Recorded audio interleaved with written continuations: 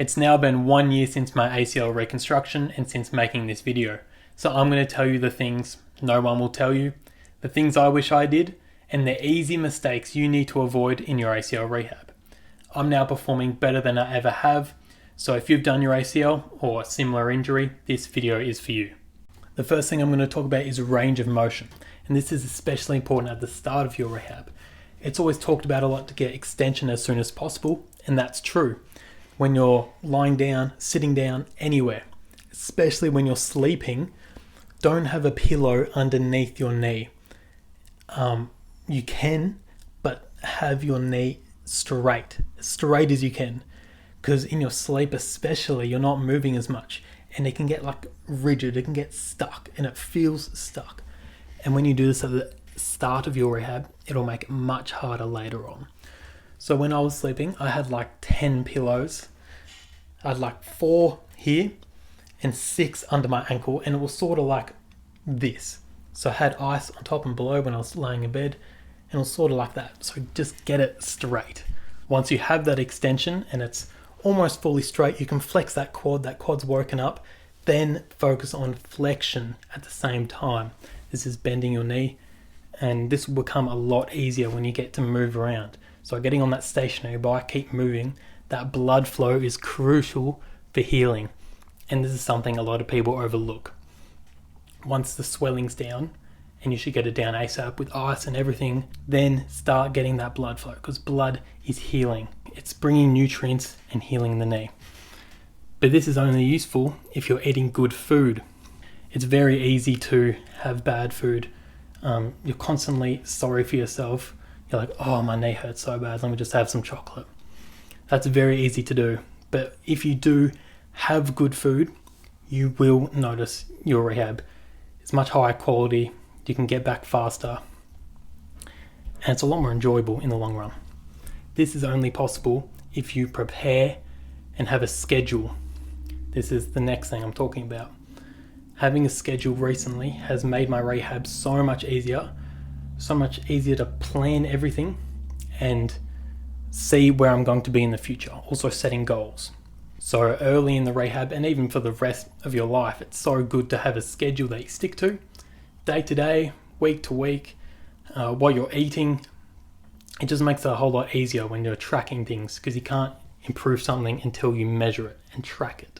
And once you have a schedule going for your rehab exercises, the food you're eating, you need to stay consistent to it. This is so important, staying consistent, doing it day in, day out, because it's not a sprint.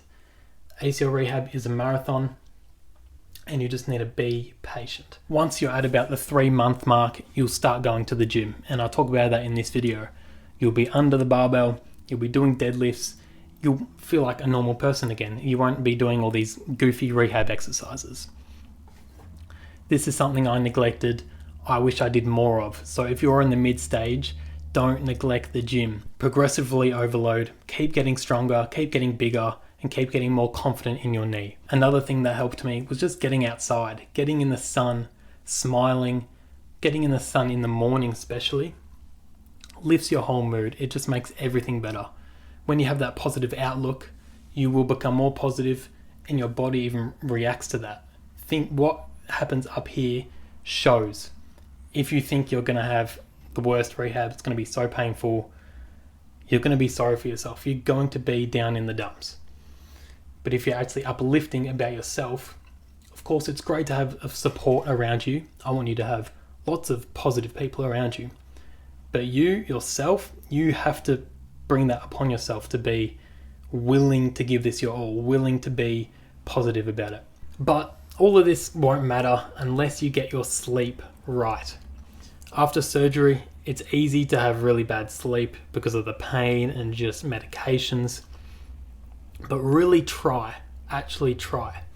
I'm lucky to have had really good sleep, and that just made everything else a whole lot easier. Sleep is the number one thing you can improve that will just make everything easier. You can do this by going to bed at the same time every night.